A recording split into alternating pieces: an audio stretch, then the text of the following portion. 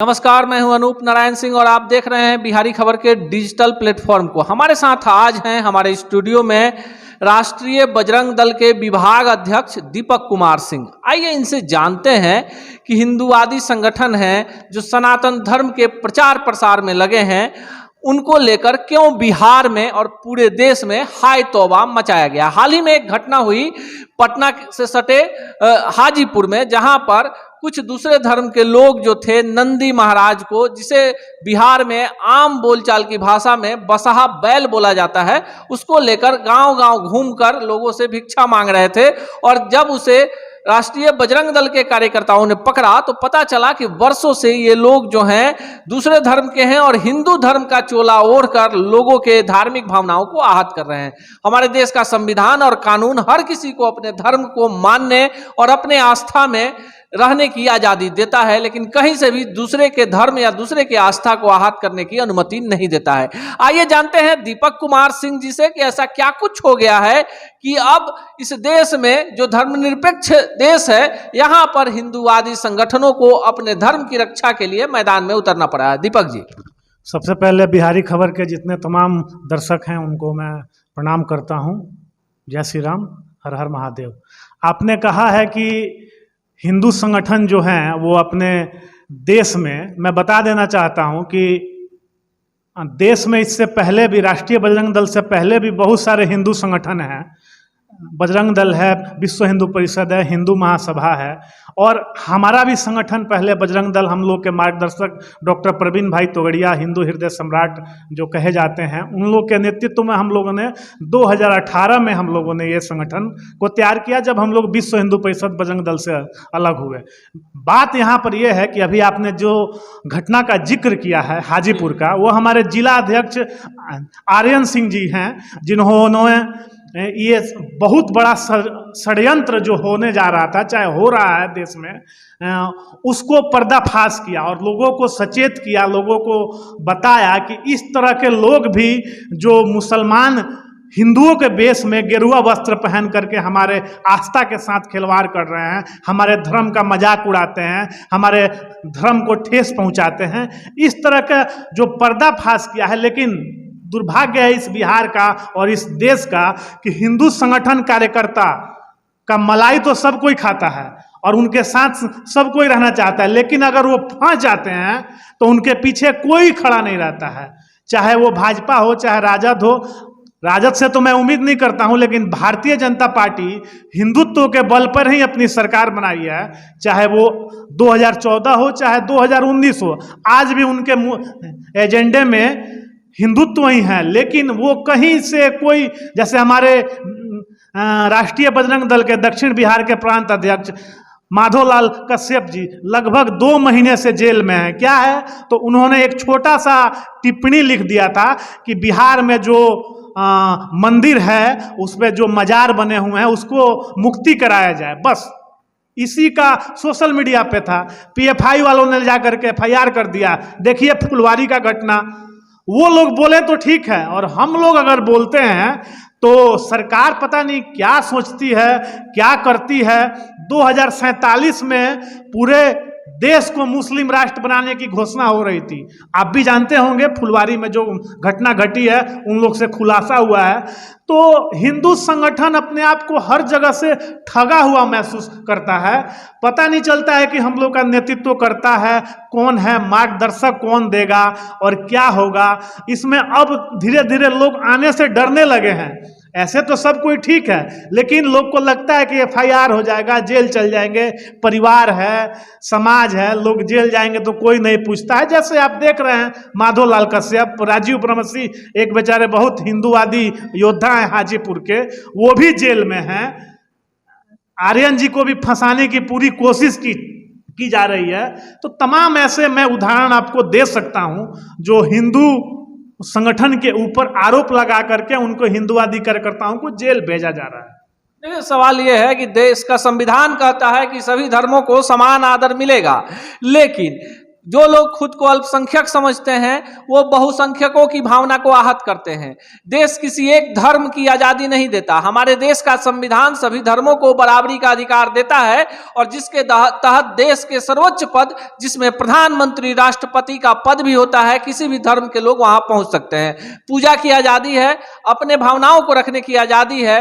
फिर इस देश में वो कौन लोग हैं जो हिंदू, मुसलमान या अन्य धर्मों की बात करके देश की कौमी एकता को तोड़ना चाहते हैं? दीपक सिंह जी, अब सीधे सवाल करते हैं कि जो हिंदूवादी संगठन है या मुस्लिमवादी संगठन है, सिखवादी संगठन है, जैनी संगठन है, बौद्धिस्ट संगठन है, सभी अपने धर्म का प्रचार करते हैं। यहाँ ईसाई मिशनरियों की भी बात कर लेते हैं। हाल ही में छपरा में एक गांव है नैनी, वहां पर एक ईसाई मिशनरी के द्वारा चर्च का निर्माण कराया जा रहा था। पूरे जिले में हमने वहां का आंकड़ा देखा, पूरे जिले में मात्र 3 ईसाई रहते हैं और जहां पे चर्च का निर्माण हो रहा था वहां दूर दूर तक ईसाइयों का कोई पसेरा नहीं है। क्योंकि लोगों ने विरोध किया तो रुक गया। आपको नहीं लगता है कि कहीं ना कहीं कानून का दुरुपयोग हो जाता है धर्म को धर्म से लड़वाने के लिए, दूसरे के भावनाओं को आहत करने के लिए और धर्मांतरण करवाने के लिए? जी बिल्कुल, आपका कहना सही है। बहुत सारे ऐसे एग्जाम्पल मैं बता सकता हूँ। मेरे ऊपर भी 2018 में हमने रूपसपुर में एक धर्म परिवर्तन का मामला को उजागर किया, जो आज तक केस मेरे ऊपर चल रहा है। तो जैसे अभी आपने छपरा का जिक्र किया, वहाँ भी यही कहानी होगा। ऐसा नहीं है कि उसमें कोई क्रिश्चियन समुदाय के लोग आकर के कर रहे होंगे। हमारे हिंदू समुदाय के ही लोग पैसे के लोभ में आकर के, पैसे के लालच में आकर के वो अपना इस तरह के धर्मांतरण का खेल खेलते हैं। और ऐसे अनेकों घटनाएं मैं बता सकता हूं जो हिंदू समाज, चाहे हिंदू जो अपने आप को बोलते हैं, वो लोग पर्दे के पीछे होकर के धर्मांतरण का बहुत बड़ा खेल खेलते हैं। और एक बात और बता देना चाहता हूं, जो मुस्लिम समाज के लोग हैं उन्होंने तो अपना दिखा दिया है गर्दन काट करके, पूरे समाज में, पूरे देश में अपने आप को बता दिया है कि आप जैसा करोगे हम उसका गर्दन काट के बदला लेंगे। लेकिन मैं यही कहना चाहता हूं कि हिंदू समाज आखिर कब जागेगा भाई? अभी तक सोया हुआ है। एक बार जागा था 1992 में, तो बाबरी मस्जिद को गिरा दिया था। लेकिन उसके बाद हमको नहीं लगता है कि हिंदू समाज कभी जागा है, ना जागेगा। क्योंकि जो वोट बैंक की राजनीति है वो हर किसी... देखिए, इसमें एक सवाल है। अब बाबरी मस्जिद पे हम चर्चा करेंगे नहीं, कौन गर्दन काट रहा है और कौन गर्दन बचा रहा है, क्योंकि कानून जितना आप पर लागू होता है उन पर भी लागू होता है। नहीं, मेरे पे ज्यादा लागू होता है कानून। मैं देख रहा हूं, आपको बहुत सारे एग्जाम्पल बताया, उनके शब्द, ओवैसी बंधुओं के शब्द को सुन लीजिए। उन लोगों को कोर्ट से बरी हो जा रहे हैं वो लोग। यूट्यूब पे मारिए भगवान राम के बारे में, सीता माता के बारे में, शिव जी के बारे में, क्या क्या अनेकों शब्द जो मैं कोई भी हिंदू अगर आदमी सुनेगा तो उसके अंदर से समझिए कि क्रोध की भावना उत्पन्न होगी। लेकिन उन लोग पे क्यों कार्रवाई नहीं होती है? और हमारे संगठन, चाहे हमारे हिंदुवादी कोई भी कार्यकर्ता, अगर कोई सही बात जो तथ्य के आधार पे है अगर उसको बोल देता है तो इसमें दिक्कत कहाँ है भाई? इसमें समस्या क्या है भाई? लेकिन उसके ऊपर FIR किया जाता है, उसको जेल डाला जाता है। ये सब बातें हैं और क्या? राजनीति कहाँ है? देखिए, आप तो सीधे भाजपा पर भी आरोप लगा रहे हैं कि हिंदुत्व का वोट चाहिए, लेकिन जहां पर हिंदू हितों की रक्षा की बात है वहां पर भाजपा के लोग भी नहीं बोलते हैं। बहुत सारे ऐसे संगठन हैं जो राजनीतिक रूप से धर्म के उन्माद का फायदा उठाते हैं। आपको लगता है कि जहां पर आप कोई व्यक्ति क्या खाता है उसको लेकर उसकी हत्या हो जाए, कोई किसी के भेष में है, भीड़ द्वारा उसकी हत्या हो जाए? क्या देश में पहले ऐसे कानून नहीं थे? पहले ऐसे मामले नहीं होते थे? अभी जिस तरह से मामले बढ़े हैं, जिस तरह से देश में एक धर्म से दूसरे धर्म को लड़वाने की साजिश हो रही है, सोशल मीडिया कितना जिम्मेवार है इसके लिए? जी, सोशल मीडिया जिम्मेवार है। मैं मानता हूं कि सोशल मीडिया से कुछ फायदे हैं तो कुछ कठिनाइयां भी हैं। जैसे पहले आप भी जानते होंगे, हम भी जानते हैं कि छपरा में क्या हो रहा है हमको नहीं पता है, गोपालगंज में क्या हो रहा है, आप पटना में बैठे हुए हैं, कुछ नहीं पता। लेकिन आज जो सोशल मीडिया का देन है कि गोपालगंज के सुहागपुर गांव में क्या हो रहा है मैं बता सकता हूं, छपरा के तरैया में क्या हो रहा है मैं बता सकता हूं। तो ये सब सोशल मीडिया की अच्छाइयां हैं, लेकिन बुराइयां भी बहुत हैं।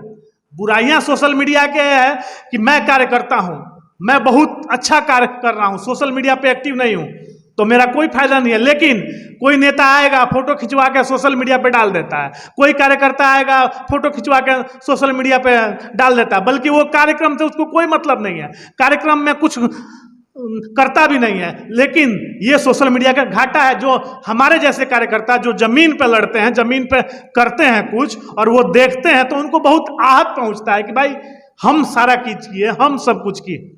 तो सोशल मीडिया की अच्छाई भी है, बुराई भी है, लेकिन आपको किस तरह से लेना है वो आप जानते हैं, हम जानते हैं, तमाम लोग जानते हैं। लेकिन मैं फिर से आपको यही बता देना चाहता हूं कि हिंदुत्व वाला जो मुद्दा है वो बिहार में ना कोई बोलने वाला नेता है, ना कोई बोलेगा। आप ही के बगल में फुलवारी में हनुमान मंदिर को तोड़ दिया गया, किसी नेता का बयान नहीं आता है, किसी भाजपा नेता का बयान नहीं आता है। क्यों? तो भाई हम क्यों उनसे उम्मीद करें? क्यों लगाकर? हिंदूवादी लोगों को जागना सोचेगा, हिंदूवादी लोग अपने आप को सोचना पड़ेगा, कोई नया विकल्प, कोई नया रास्ता लोगों को मन में आना पड़ेगा, तबे जाके इस हिंदुत्व का जो हम लोग झंडा उठाए हैं वो हिंदुत्व बच जाएगा।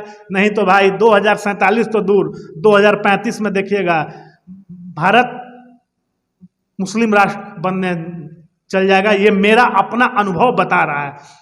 देख लीजिए उत्तर बिहार में किशनगंज, पूर्णिया, अररिया, ये सब उसी सवाल पर है। देखिए जो लोग सोशल मीडिया पर हैं, मेन स्ट्रीम मीडिया पर हैं, सबसे मेरी अपील होती है कि अगर आप धर्म पे बात करते हैं तो संतुलित बात कीजिए। आपकी बातों से किसी को डर, भय, आतंक नहीं होना चाहिए। देश का संविधान सभी धर्मों को बराबरी का अधिकार देता है। जिस मुद्दे को दीपक जी उठाना चाह रहे हैं, हम वही सवाल इनसे भी ले लेते हैं कि बिहार में एक जिला है किशनगंज, जहां रविवार को छुट्टी नहीं होती है, शुक्रवार को होती है, और ये आदेश ना बिहार सरकार ने जारी किया है, ना वहां के जिला प्रशासन ने जारी किया है।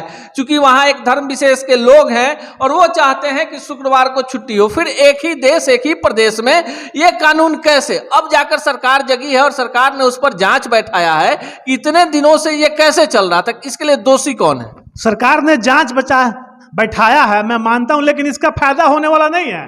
क्योंकि मैं जो वीडियो देख रहा हूं, चाहे देखता हूं, उसमें लोग बोल रहे हैं कि भाई अगर शुक्रवार को बंदी नहीं होगी तो हम अपने बच्चे को नहीं भेजेंगे। सिंपल सी बात है। तो आखिर दोषी जो भी हो तो क्या उन पर कार्रवाई हो जाएगी? क्या नहीं होगी। और वहां पे हिंदू अल्पसंख्यक हो गए हैं, मुसलमान बहुसंख्यक हो गए हैं। तो जैसे देश का पहले भीमराव अंबेडकर का जो संविधान चलते आ रहा है कि रविवार को छुट्टी होता है, रविवार को ही सब कुछ, तो ऐसे तो मान लीजिए वो शुक्रवार को कर रहे हैं। तो हिंदू धर्म तो भाई सप्ताह में 7 दिन मनाता है, सोमवार को शंकर भगवान, मंगलवार को हनुमान जी, तो भाई ये कहे कि हम तो 7 दिन छुट्टी करेंगे। तो ऐसे विद्या का जो हम लोग पवित्र स्थान, वहाँ पे राजनीति नहीं होनी चाहिए। वहाँ पे जो कानून है, जो नियम है, उसी तरह से बनना चाहिए और वही होना चाहिए। लेकिन वो जो वीडियो मैं देख रहा हूँ बार बार, उसमें हमारे समुदाय के कुछ जो बहुसंख्यक समुदाय हैं वहाँ पे, वो लोग बोल रहे हैं कि अगर शुक्रवार को बंदी नहीं होगा तो हम भाई अपने बच्चे को नहीं भेजेंगे। तो आखिर सरकार उसमें करेगी क्या करेगी? आप ही बताइए। देखिए आस्था का सवाल है और देश का संविधान जिसकी चर्चा हम इसलिए बार बार कह रहे हैं कि हमारे भारत के संविधान में यह है कि सभी धर्मों को समानता का अधिकार है। भारत कोई किसी खास धर्म का देश है नहीं, धर्मनिरपेक्ष राज्य है, राष्ट्र है, जहां पर सबको लोकतांत्रिक तरीके से सबको मतदान का अधिकार है। जो लोग यहाँ धार्मिक उन्माद फैलाना चाहते हैं, जिन्हें दूसरे धर्म के देवी देवताओं पर गलत टिक्का टिप्पणी कर सुर्खियों में आने का शौक है, उनके खिलाफ विद्वेषपूर्ण भावना से अलग हटकर किसी भी धर्म के लोग हैं और किसी दूसरे धर्म के देवी देवता और आस्था पर टिप्पणी करते हैं, उनके खिलाफ कठोर से कठोर कार्रवाई होनी चाहिए। सोशल मीडिया पर जो लोग आकर अपनी छवि चमकाने के लिए देश के कौमी एकता को तोड़ना चाहते हैं, उन्मादपूर्ण बातें कहते हैं, दो समुदायों को लड़ाने वाले और भावनाओं को भड़काने वाली बातों को कहते हैं, उनके खिलाफ भी कठोर से कठोर कार्रवाई होनी चाहिए। जी दीपक, चलते चलते मैं एक बात और कहना चाहता हूं कि सरकार को इस पे कोई सख्त कानून बनाना चाहिए। मैं ये नहीं चाह रहा हूं कि मैं हिंदू हूं तो मुसलमान को गाली दे दूंगा और वो मुसलमान है तो हिंदू को गाली दे दे। हमारे आस्था को वो चोट ना पहुंचाए, बस मैं ये कहना चाहता हूं। और हमारे तरफ से कोई उनके आस्था को चोट पहुंचा रहा है तो उस पर भी कार्रवाई हो, लेकिन सरकार को एक सख्त कानून बनाना चाहिए जिससे ऐसा नहीं हो कि केवल हिंदुओं के बारे में ही उल्टा सीधा बोला जा रहा है। नहीं, सरकार को एक सख्त कानून बनाना चाहिए और उसको एकदम समझिए कि संकल्पबद्ध उसको लागू करना चाहिए। और एक बात, देश में गौ हत्या कानून भी, जनसंख्या नियंत्रण कानून भी सरकार को बहुत जल्द लाना चाहिए, तभी देश आगे जाएगा और देश विकास करेगा। यह है दीपक कुमार सिंह जी, और इनका साफ मानना है कि आप अपने धर्म को मानिए, अपनी आस्था को मानिए, लेकिन इस बात का ख्याल रखिए कि आप जिन बातों से दूसरे धर्मों को, दूसरे धर्म के जो आस्थावान हैं, उनके भगवान हैं, उनके इष्ट हैं, उनको आहत मत कीजिए। देश के संविधान और कानून के तहत सबको रहने का अधिकार मिले और कठोर से कठोर कानून बने। जो लोग इस निंदा करते हैं, जो दूसरे धर्मों के निष्ठा पर, आस्था पर प्रहार करते हैं, उनके खिलाफ कठोर से कठोर कार्रवाई हो। मिलेंगे इसी चैनल पर इसी तरह के विचारोत्तेजक और जनहित की बातों को लेकर। तब तक के लिए दीजिए विदा, नमस्कार।